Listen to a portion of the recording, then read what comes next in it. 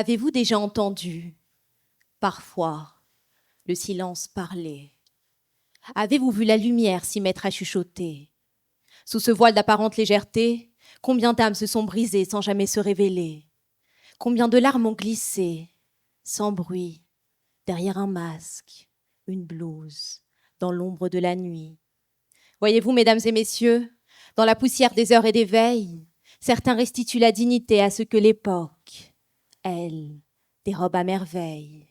À l'heure où l'égoïsme trace ses routes sans émoi et fait de l'indifférence la plus puissante de nos lois, il y a, malgré tout cela, quelques âmes vouées à soulager la joie, et c'est vers elles que se tourne désormais ma voix. À ceux qui veillent quand le monde décide de s'absenter, à ceux qui redressent les êtres que le destin avait courbés, à ceux qui persistent à aimer là où tant d'autres ont renoncé. Approchez, écoutez, car ce soir ce message vous est délivré à travers ce fil qui renaît le soin à l'humanité. 5 heures du matin, il est l'heure d'y aller. Le service semblait attendre et il fallut s'activer. D'un geste devenu réflexe, elle enfile sa blouse et s'avance dans l'aurore à la force qu'elle épouse. Sur le chemin, la ville bâille encore. Elle arrive en ce lieu où les sièges portent l'usure des corps. Entre ces murs où la lumière s'use à force d'espérer, on raccommode le monde sans jamais prétendre le réparer. 6h10, c'est l'heure du café, un rituel devenu presque sacré. Les collègues sourient d'un sourire qui sait. Entre eux, peu de mots. On parle bas, comme pour ne pas froisser le matin. L'air ici porte un parfum de désinfectant mêlé d'espoir incertain. 7h15, au fond du couloir, la journée se déplie déjà. Au travers des vitres, elle perçoit 1000 visages, 1000 éclats d'ombre et de clarté, jeunes et vieux, calmes ou fiévreux, d'horizons 1000 fois noués. Des peaux dorées, d'autres nacrées, des regards fiers ou décalés. Tant d'histoires entrelacées. Un vieillard gémit, usé par les années. Une femme en deuil serre ses poings pour ne pas tomber. Elle les regarde, longuement, presque figée. Le vieillard lui rappelle un grand-père oublié. Les heures défilent, une perfusion à reprendre, un dossier à compléter. Encore une journée de plus à combler des absences sans fin, à courir, à pallier, à suppléer quand trop peu sont sur le chemin. Les tâches qui s'accumulent, les heures pressées, la détresse à dompter. Et elle, délaissant les appels de son être épuisé. Voyez, mesdames et messieurs, parfois, elle se souvenait de ces soirs aux fenêtres, où le pays tout entier semblait pouvoir la remercier. Mais les applaudissements des jours passés ont cessé, c'était peut-être là, sa seule fraternité. Et dans l'ombre de ce silence qui n'en finit pas, rejaillit la mémoire de l'enfant qu'elle fut autrefois.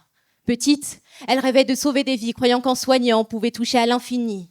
On disait d'elle, elle a la vocation, comme si c'était un don, un trait de perfection. Tu tiendras, tu donneras, tu iras au-delà de toute passion, disait-on, convaincu qu'une telle dévotion suffirait à rendre ses journées légères et à combler ses horizons.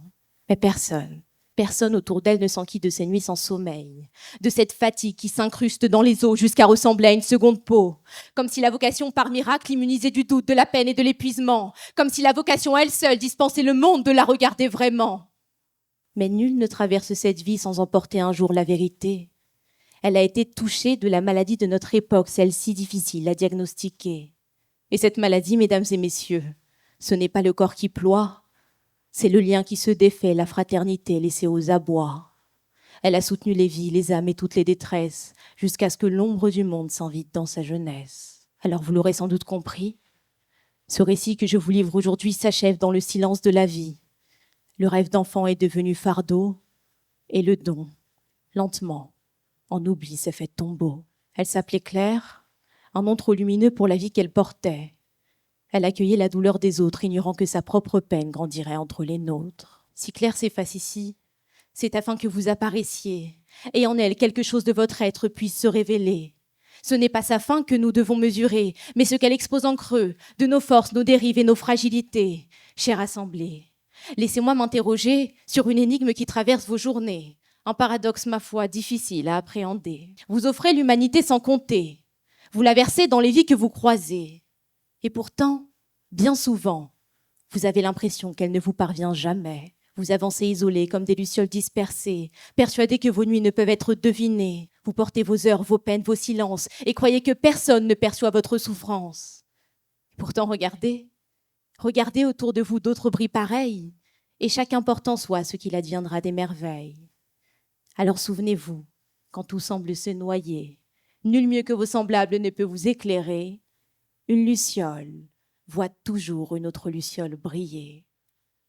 Les lucioles, quelle belle image pour vous suggérer qu'ainsi la communauté n'est de l'effort pour se relier.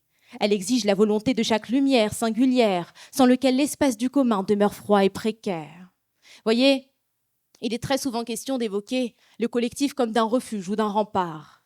Mais il n'existe vraiment que si chacun, individuellement, accepte d'y prendre sa part. Et peut-être est-ce là le véritable commun à bâtir.